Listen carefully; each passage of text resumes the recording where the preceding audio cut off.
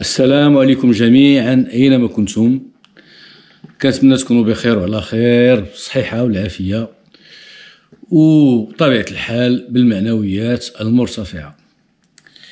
فهاد الفيديو جاتني الفكرة باش نديرها ملي سمعت واحد التصريح ديال السي تبون اللي كيخص القطاع الفلاحي في الجزائر. فالسي تبون كيصرح بأن الجزائر هاد العام ديال 2024 الانتاج ديال القطاع الفلاحي في الجزائر غادي يكون بما يقارب 37 مليار دولار. فان شاء الله في الفيديو غنبين لكم بان هذا الرقم خيالي مستحيل انه يكون حقيقي، وبالارقام وبالدليل ان شاء الله غادي نوضح لكم كل شيء. ولكن قبل نصنتوا شنو قال بالتفصيل وعقلوا على كل كلمة قال، لأن غنقبطوه في الكلمة.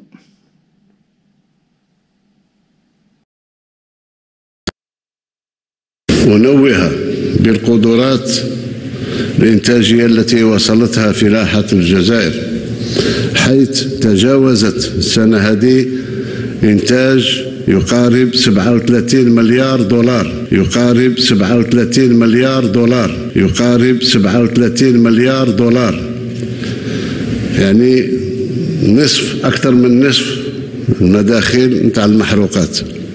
وهذا يبشر بالخير، وأنا في طريق الصواب، ماناش بعاد على تحرر حقيقة من وطأة المحروقات على اقتصادنا.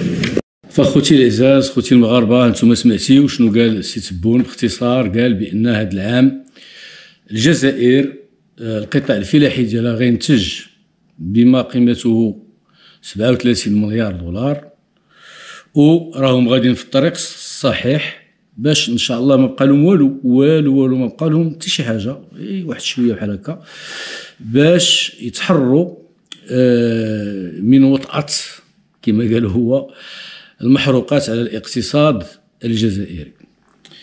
فأولا غنعطي واحد جوج ملاحظات بالنسبة للشكل. أولا وقبل كل شيء، ماشي الدور ديال رئيس الجمهورية بالتصريح بهذه الأرقام. واش ما عندكم بنك مركزي، ما عندكم وكالة الصرف، ما عندكم وزير على ريغور الوزير ديال الفلاحة اللي يعطينا هذه الأرقام.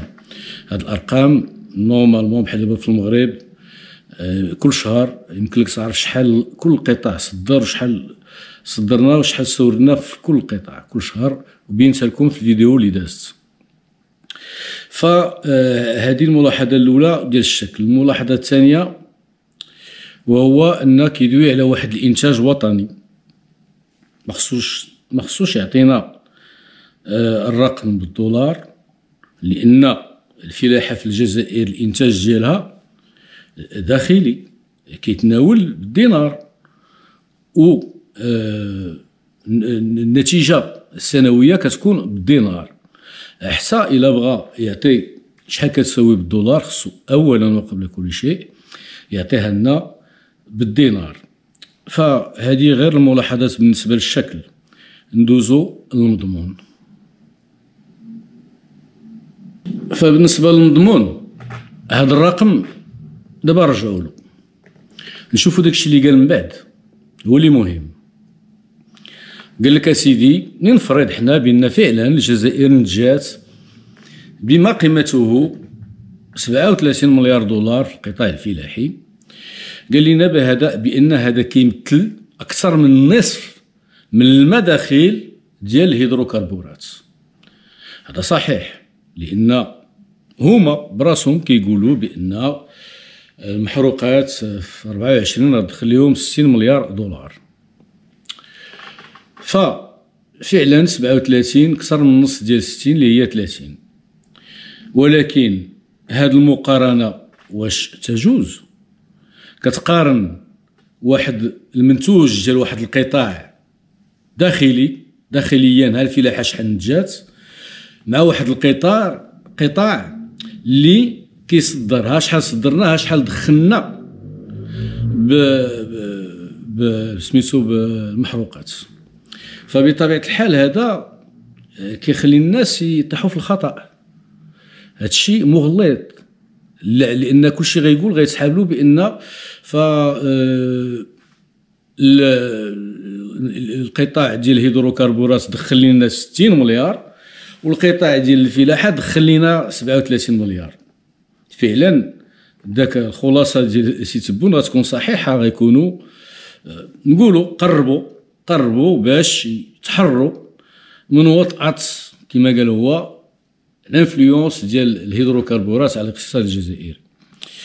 فكاع الى فرضنا هذا صحيح ما غيكونوش 37 و60، مازال الهيدروكربور هو اللي مسيطر. المهم ما عليناش حنا اللي نفرض، ولكن هذا خطأ لان ما صدروش بما قيمه 37 مليار في القطاع الفلاحي، ما دخلوهاش كعمله صعبه.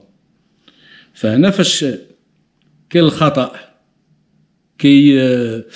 كيدوخ عباد الله باش الجزائريين اش غيجيب لهم الله؟ غيجيب لهم الله بان دابا الجزائر كتصدر 60 مليار ديال الهيدروكربورات و37 مليار ديال القطاع الفلاحي، فقربوا باش ينوعوا الاقتصاد ديالهم الى اخره الى اخره.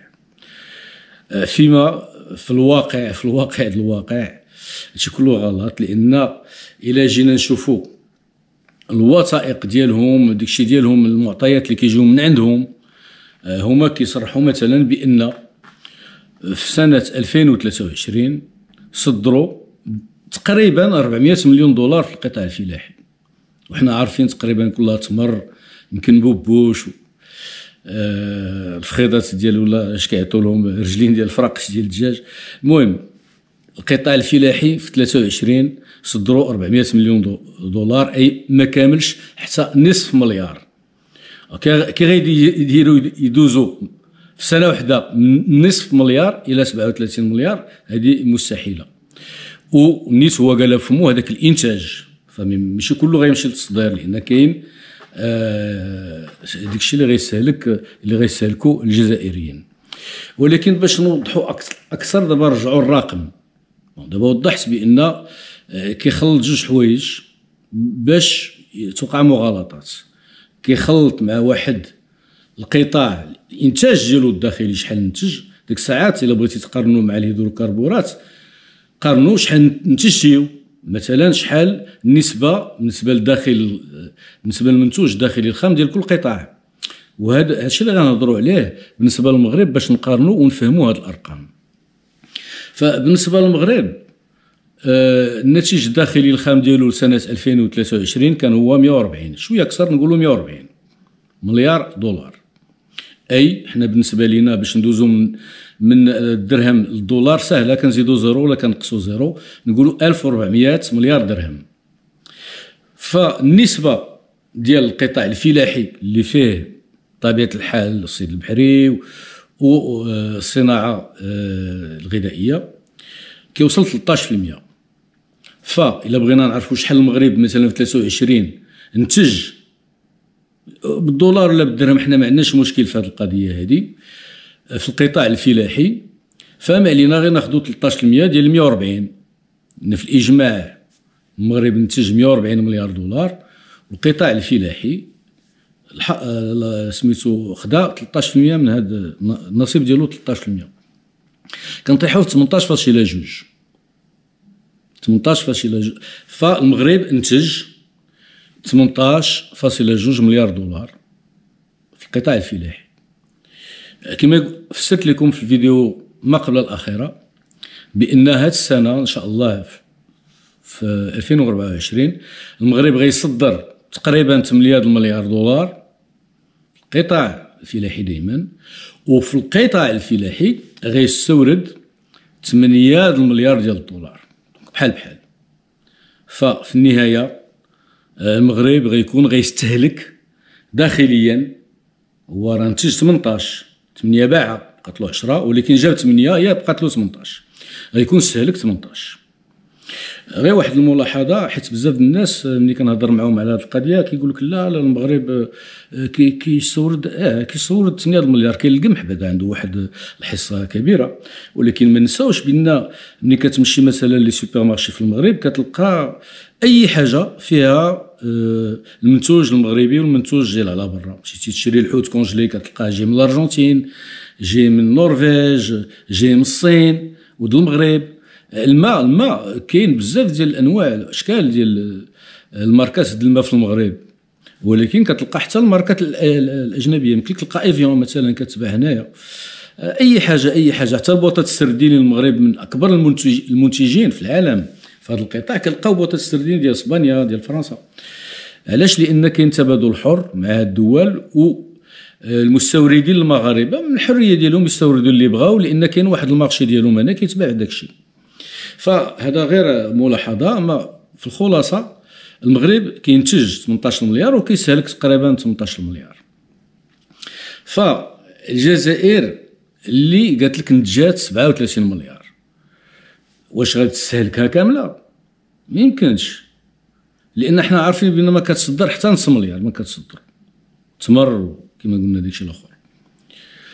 فمن المستحيل ديال المستحيلات، وهذا الشيء حنا عارفين بان المغربي متوسط يستهلك اكثر لحم، اكثر دجاج، اكثر حوت من المستهلك المتوسط الجزائري، وهذه معطيات عالميه ماشي انا اللي كنقولها.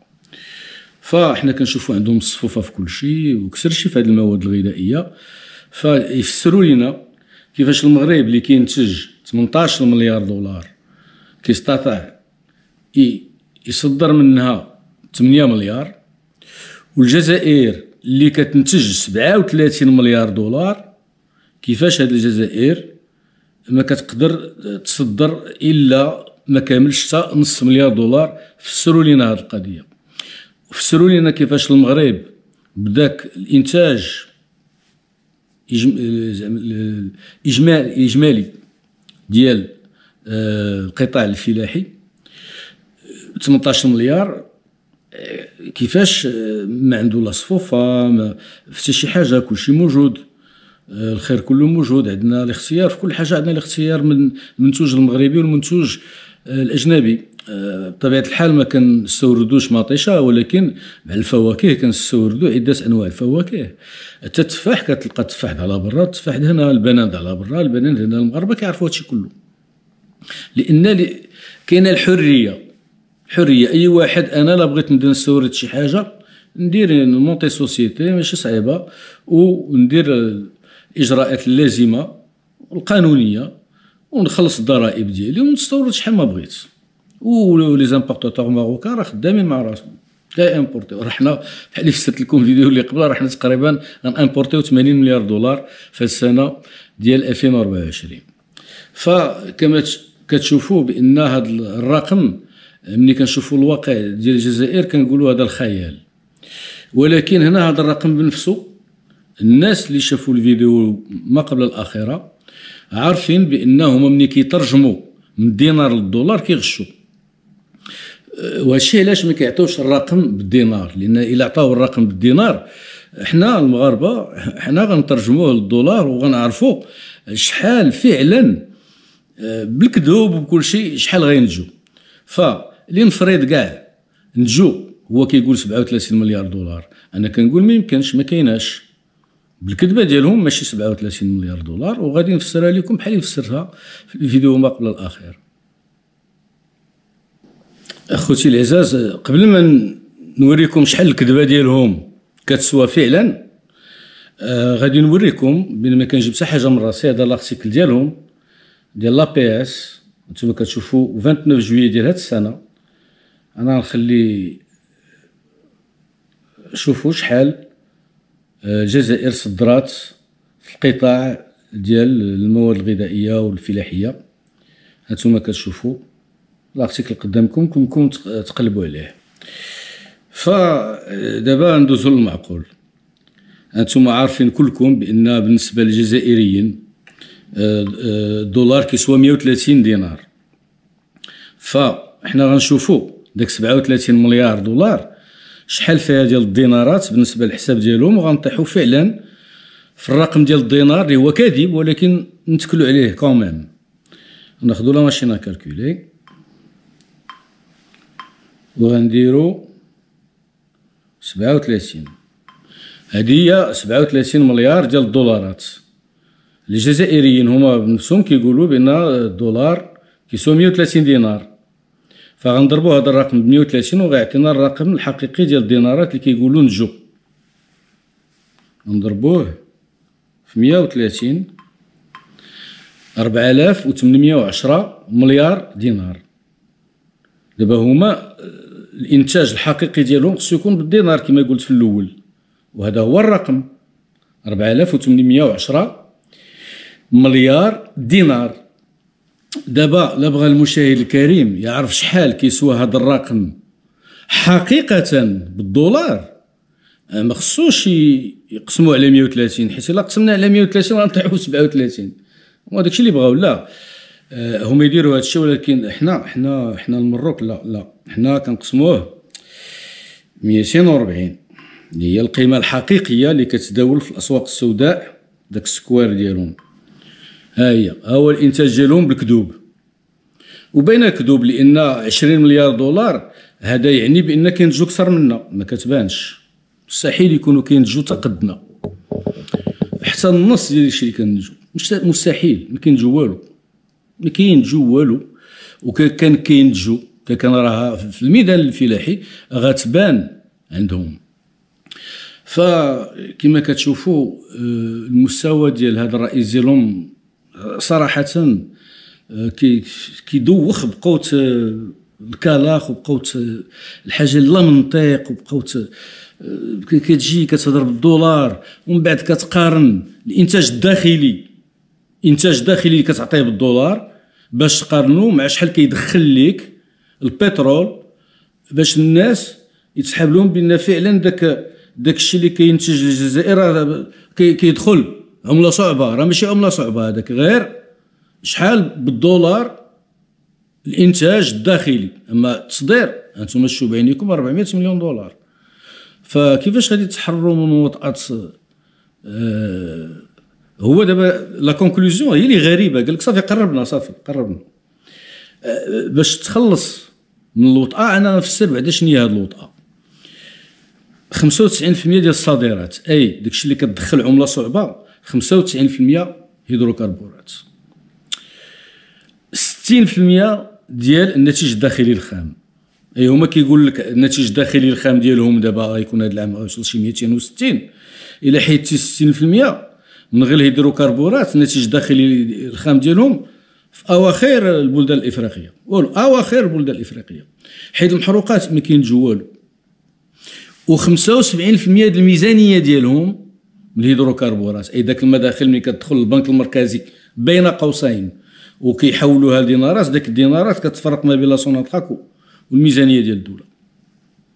فيلا 25% اللي متكله على الضرائب، فينما المغرب 100% ديال الميزانيه ديالو ضرائب، كيتكل على الضرائب ديال على المغاربه كاملين كاشخاص كمواطنين عاملين شركات مصانع، كلشي كيأدي الضريبه ديالو. وبهاد الضريبه دابا الميزانيه ديال المغرب تبارك الله ماشي ما نقارنوهاش، حنا اقزام فعلا، حنا اقزام، ولكن ماشي قدام الجزائر، قدام اسبانيا، قدام فرنسا، قدام بلدان بحال هكا، ولكن حنا غاديين على قدنا.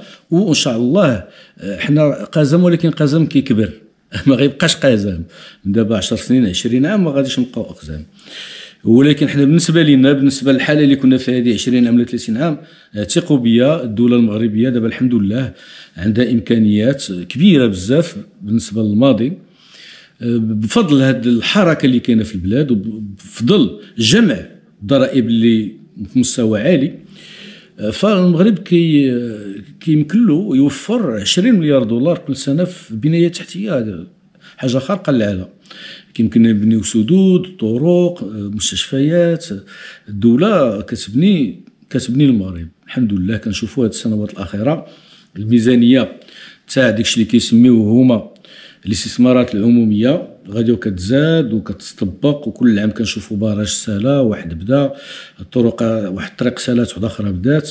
المغرب كله شونتي الحمد لله، وانتم عارفين هادشي وكتشوفوه بعينيكم. ما كاين حتى شي منطقه اللي ناعسه راكده، حتى المناطق اللي كانوا ناعسين دابا بداو يفيقوا الحمد لله.